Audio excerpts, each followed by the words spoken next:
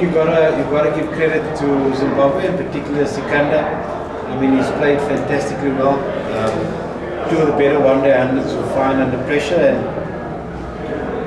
look, we know we probably left 20 runs out yesterday, maybe 20 runs out today. We could have got a bit more. And very difficult to defend in the afternoon here. So, but full credit to Zimbabwe. They thoroughly deserve the win, and they've outplayed us in both days. Any displeasure in terms of bowling department? Yeah, look, I mean, both games they're 60 for 3 and then they're 40 for 4. And then boys just didn't deal with the pressure well enough. Too many knock-ons in the field, too many soft balls, too many balls bowled to the wrong field, wrong options taken. Boys are trying, but they're not learning quickly enough. They keep making those same mistakes over and over, and that's the most disappointing thing. They're trying hard, but they're just not learning from the mistakes and keep making the same mistakes over and over. And good teams and good players going to punish you, and under these conditions, which is difficult to defend scores up, they got punished by 4 really good hundreds in the last 2 games. This is the favorite for the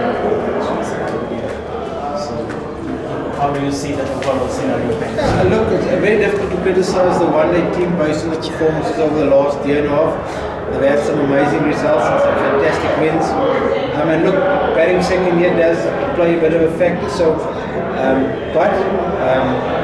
there's a lot of work to be done.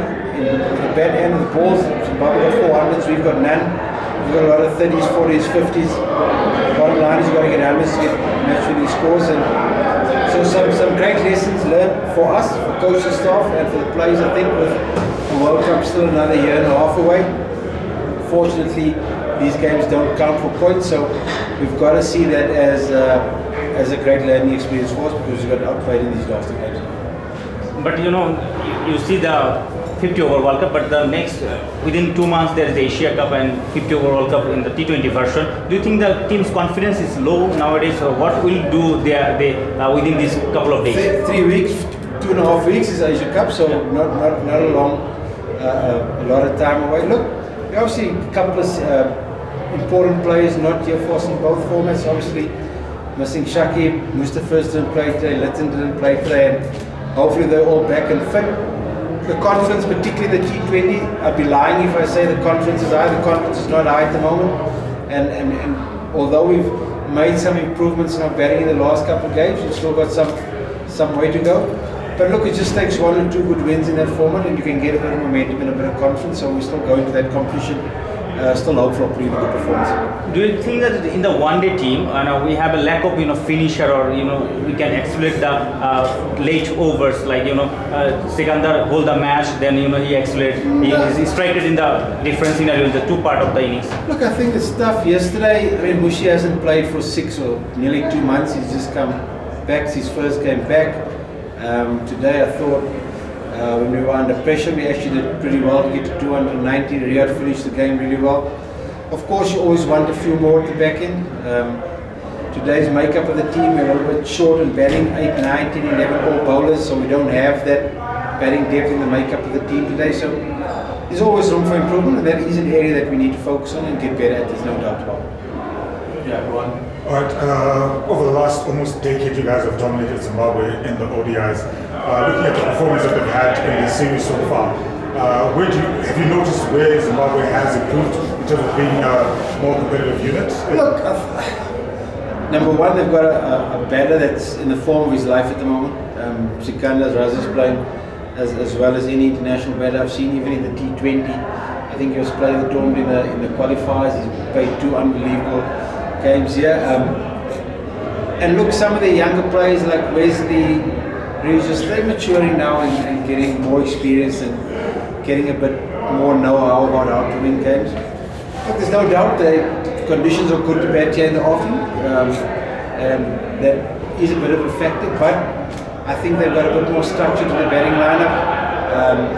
Although they lost a few wickets early, they're able to clear the boundary in the middle, which is a big factor, and they played spin a lot better than we've played spin in the last 2 games, and I think that's the biggest plus factor for them. So with Zimbabwe having 3 out of their top 6 out, did you think that to a certain extent the guys may be complacent because those guys were out of the team?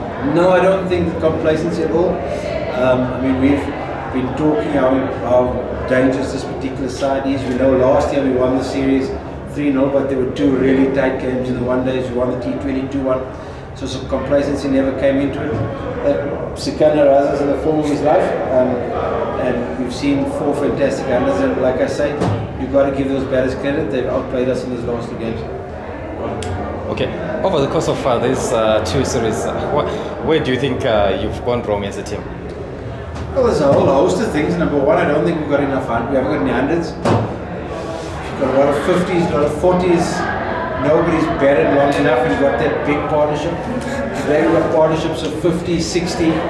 They got 2 partnerships, one in the first game of 200 and one here today of 180, and that's the difference. That's where we've gone wrong with that. With the ball, just didn't deal it well enough with the pressure. As soon as we came under pressure, all a few too many soft balls. So your question. Yeah, I just wanted to ask, obviously you were playing some good one-day international cricket in the West Indies. I would imagine that you would have carried that momentum forward. It must be really frustrating to have come and stuck the way that it's all sort of unfolded here. No, very frustrating. As the coach and as management, very frustrated with the mistakes we made, because they seem to be mistakes we seem to be making more regularly than we should. We talk about it, we try and work on it, but then under pressure the players seem to make those same mistakes, and that's an area of concern for us at the moment. Fortunately, we're still a year and a half away from the 50th World Cup, so it's great learning for us leading into that. Thank you, guys. One more, here's one more from Spain. You want to? Yeah, I'll take it. Thanks. Just wanted to know, although you won in South Africa, did well in Zimbabwe, can you tell us, is there any concern when it comes to batting on a good track or bowling on a good track when it comes to white ball play? Is there any concern? Look, I think it's not particularly with the ball. I think it's the dealing with the pressure. I think they can bowl a Yorker when the team's 50 for 3, no problem. But they struggle to bowl that ball when they're 180 for 3. And it's just making sure they back and have the belief to bowl the right ball at the right time. Because at the moment, we're bowling the wrong ball at the wrong time type of thing. We've got the field up and we bowl a slow ball, the ball goes up a bit off. So third man up, short, wide. So just making sure the guys understand and deal with the pressure situations a little bit better. I think that's the area that we really need to focus on.